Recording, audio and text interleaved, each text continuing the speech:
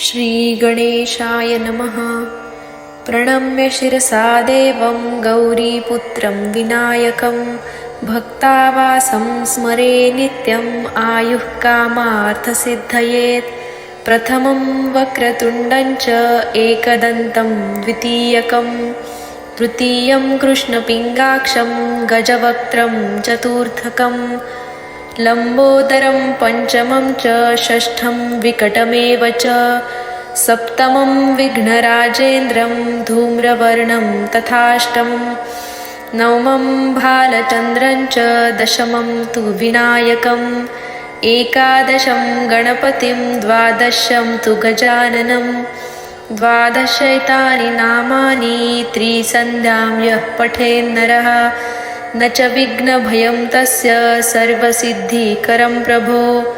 विद्यार्थी लभते विद्यां धनार्थी लभते धनं पुत्रार्थी लभते पुत्रं मोक्षार्थी लभते गतिं।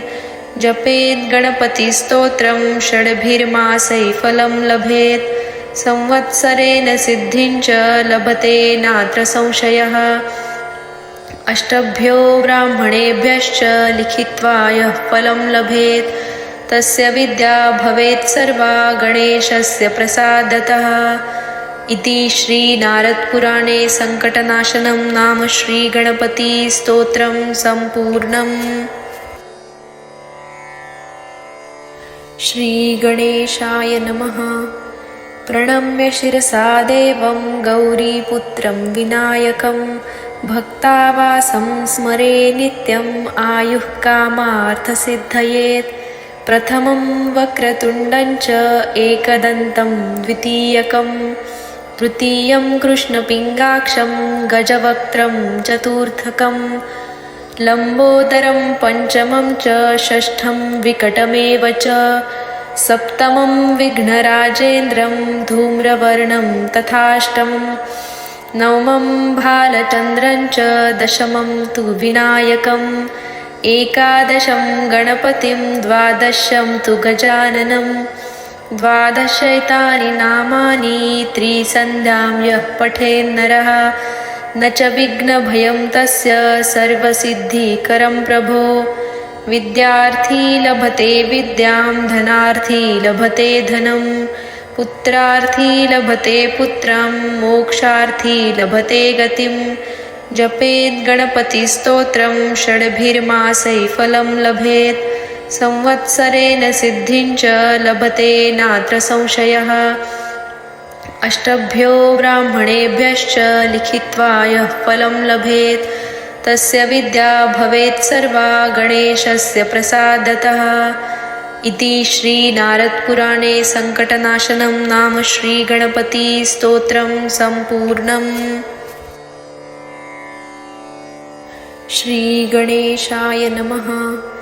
प्रणम्य शिरसा देवं गौरीपुत्रं विनायकं भक्तावासं स्मरे नित्यम् आयुः कामार्थसिद्धयेत्। प्रथमं वक्रतुण्डं च एकदन्तं द्वितीयकं तृतीयं कृष्णपिङ्गाक्षं गजवक्त्रं चतुर्थकं लम्बोदरं पञ्चमं च षष्ठं विकटमेव च सप्तमं विघ्नराजेन्द्रं धूम्रवर्णं तथाष्टमं नवमं भालचन्द्रं च दशमं तु विनायकम् एकादशं गणपतिं द्वादशं तु गजाननं द्वादशैतानि नामानि त्रिसन्ध्यां यः पठेन्नरः न च विघ्नभयं तस्य सर्वसिद्धिकरं प्रभो। विद्यार्थी लभते विद्यां धनार्थी लभते धनं पुत्रार्थी लभते पुत्रं मोक्षार्थी लभते गतिं।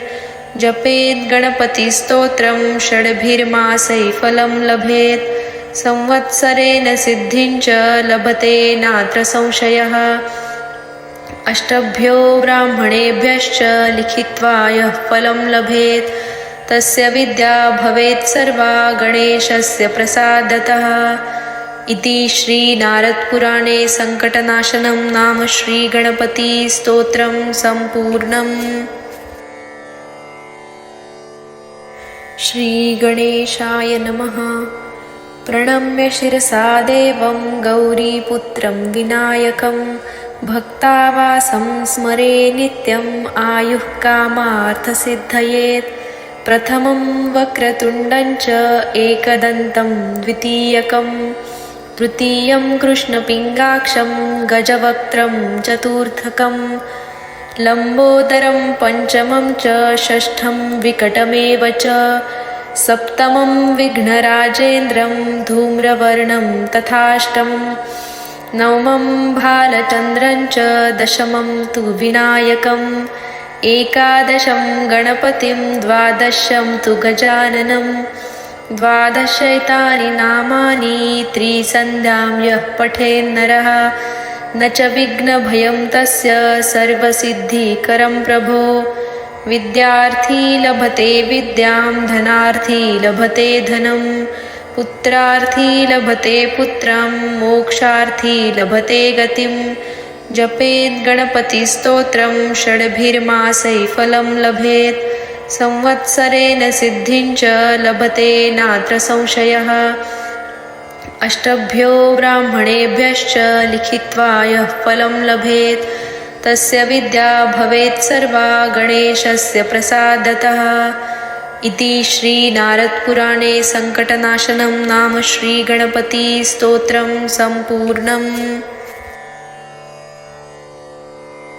श्रीगणेशाय नमः। प्रणम्य शिरसा देवं गौरीपुत्रं विनायकं भक्तावासं स्मरे नित्यम् आयुः कामार्थसिद्धयेत्।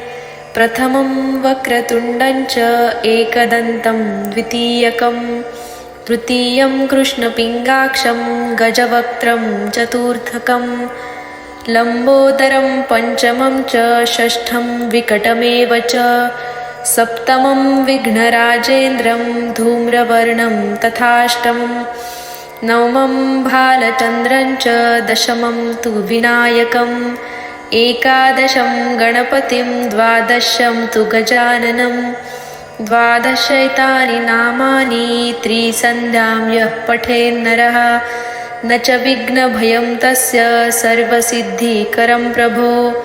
विद्यार्थी लभते विद्यां धनार्थी लभते धनं पुत्रार्थी लभते पुत्रं मोक्षार्थी लभते गतिं। जपेत् गणपतिस्तोत्रं षड्भिर्मासैः फलं लभेत् संवत्सरेण सिद्धिं च लभते नात्र संशयः। अष्टभ्यो ब्राह्मणेभ्यश्च लिखित्वा यः फलं लभेत् तस्य विद्या भवेत् सर्वा गणेशस्य प्रसादतः। इति श्रीनारदपुराणे सङ्कटनाशनं नाम श्रीगणपतिस्तोत्रं सम्पूर्णम्। श्रीगणेशाय नमः। प्रणम्य शिरसा देवं गौरीपुत्रं विनायकं भक्तावासं स्मरे नित्यम् आयुः कामार्थसिद्धयेत्। प्रथमं वक्रतुण्डं च एकदन्तं द्वितीयकं तृतीयं कृष्णपिङ्गाक्षं गजवक्त्रं चतुर्थकं लम्बोदरं पञ्चमं च षष्ठं विकटमेव च सप्तमं विघ्नराजेन्द्रं धूम्रवर्णं तथाष्टमं नवमं भालचन्द्रं च दशमं तु विनायकम् एकादशं गणपतिं द्वादशं तु गजाननं द्वादशैतानि नामानि त्रिसन्ध्यां यः पठेन्नरः न च विघ्नभयं तस्य सर्वसिद्धिकरं प्रभो।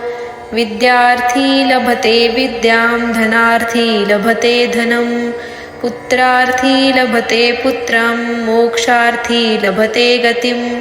जपेत् गणपतिस्तोत्रं षड्भिर्मासैः फलं लभेत् संवत्सरेण सिद्धिं च लभते नात्र संशयः। अष्टभ्यो ब्राह्मणेभ्यश्च लिखित्वा यः फलं लभेत् तस्य विद्या भवेत् सर्वा गणेशस्य प्रसादतः। इति श्रीनारदपुराणे सङ्कटनाशनं नाम श्रीगणपतिस्तोत्रं सम्पूर्णम्। श्रीगणेशाय नमः। प्रणम्य शिरसा देवं गौरीपुत्रं विनायकं भक्तावासं स्मरे नित्यम् आयुः कामार्थसिद्धयेत्।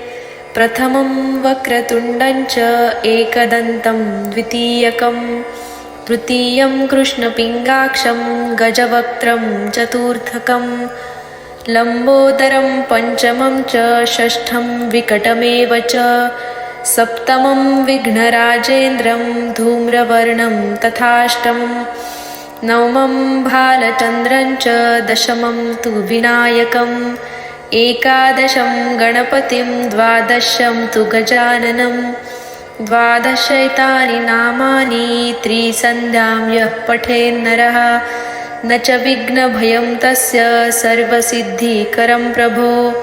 विद्यार्थी लभते विद्यां धनार्थी लभते धनं पुत्रार्थी लभते पुत्रं मोक्षार्थी लभते गतिं। जपेद् गणपतिस्तोत्रं षड्भिर्मासैः फलं लभेत् संवत्सरेण सिद्धिं च लभते नात्र संशयः। अष्टभ्यो ब्राह्मणेभ्यश्च लिखित्वा यः फलं लभेत् तस्य विद्या भवेत् सर्वा गणेशस्य प्रसादतः। इति श्रीनारदपुराणे सङ्कटनाशनं नाम श्रीगणपतिस्तोत्रं सम्पूर्णम्। श्रीगणेशाय नमः। प्रणम्य शिरसा देवं गौरीपुत्रं विनायकं भक्तावासं स्मरे नित्यम् आयुः कामार्थसिद्धयेत्। प्रथमं वक्रतुण्डं च एकदन्तं द्वितीयकं तृतीयं कृष्णपिङ्गाक्षं गजवक्त्रं चतुर्थकं लम्बोदरं पञ्चमं च षष्ठं विकटमेव च सप्तमं विघ्नराजेन्द्रं धूम्रवर्णं तथाष्टमं नवमं भालचन्द्रं च दशमं तु विनायकम् एकादशं गणपतिं द्वादशं तु गजाननं द्वादशैतानि नामानि त्रिसन्ध्यां यः पठेन्नरः न च विघ्नभयं तस्य सर्वसिद्धिकरं प्रभो। विद्यार्थी लभते विद्यां धनार्थी लभते धनं पुत्रार्थी लभते पुत्रं मोक्षार्थी लभते गतिं। जपेद् गणपतिस्तोत्रं षड्भिर्मासैः फलं लभेत् संवत्सरेण सिद्धिं च लभते नात्र संशयः। अष्टभ्यो ब्राह्मणेभ्यश्च लिखित्वा यः फलं लभेत् तस्य विद्या भवेत् सर्वा गणेशस्य प्रसादतः। इति श्रीनारदपुराणे सङ्कटनाशनं नाम श्रीगणपतिस्तोत्रं सम्पूर्णम्। श्रीगणेशाय नमः।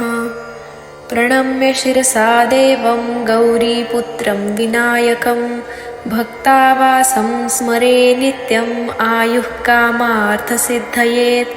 प्रथमं वक्रतुण्डं च एकदन्तं द्वितीयकं तृतीयं कृष्णपिङ्गाक्षं गजवक्त्रं चतुर्थकं लम्बोदरं पञ्चमं च षष्ठं विकटमेव च सप्तमं विघ्नराजेन्द्रं धूम्रवर्णं तथाष्टमं नवमं भालचन्द्रं च दशमं तु विनायकम् एकादशं गणपतिं द्वादशं तु गजाननं द्वादशैतानि नामानि त्रिसन्ध्यां यः पठेन्नरः न च विघ्नभयं तस्य सर्वसिद्धिकरं प्रभो।